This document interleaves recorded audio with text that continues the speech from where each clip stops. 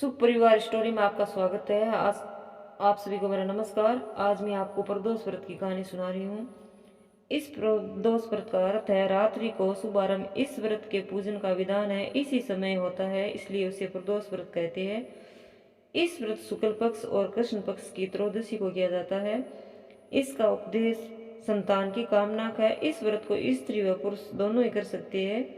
इसी व्रत के उपवास से देव शंकर भगवान है। सायकाल को व्रत करने वाले को शिव शंकर की पूजा करके अल्प आहार करना चाहिए। कृष्ण पक्ष की शनि प्रदोष विशेष पूर्णदायी होता है। शंकर जी का दिन सोमवार, इस दिन पड़ने वाला प्रदोष कहलाता है। प्रदोष व्रत के लिए श्रावण के प्रत्येक सोमवार का विशेष महत्व है। इस व्रत की कहानी है। प्राचीन काल में एक ब्राह्मणी विधवा हो गई थी। वह भिक्षा मांग कर अपना तथा अपने पुत्र का जीवन निर्वाह करती थी। वह अपने पुत्र को लेकर सुबह निकलती और रात को घर लौटती थी।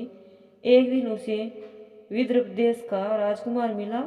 वह अपने पिता की मृत्यु के कारण उधर उधर मारा फिरा रहा था। ब्राह्मणी को राजकुमार पर दया आ गई और उसे अपने साथ घर ले गई। उसी पुत्र बल पाला। एक दिन वह दोनों बालकों को लेकर चांडिल्य ऋषि के आश्रम में गई। ऋषि भगवान शंकर के पूजन की विधि जानकर वह प्रदोष व्रत करने लगी। एक दिन दोनों बालक वन में घूम रहे थे। उन्होंने वहां गर्द व कन्या को क्रिया करते देखा। ब्राह्मण कुमार तो घर लौट आया, परंतु राजकुमार असुमति नाम की गर्द व कन्या से बात करने लगा। वह देर से घर लौटा। दूसरे दिन उसी स्थान पर राजकुमार पहुंच गया। असुमति अपने माता पिता के साथ बैठी हुई थी। माता पिता ने राजकुमार से कहा कि भगवान शंकर की आज्ञा से असुमति का विवाह तुम्हारे साथ करेंगे। राजकुमार शादी के लिए तैयार हो गया। दोनों का विवाह हो गया।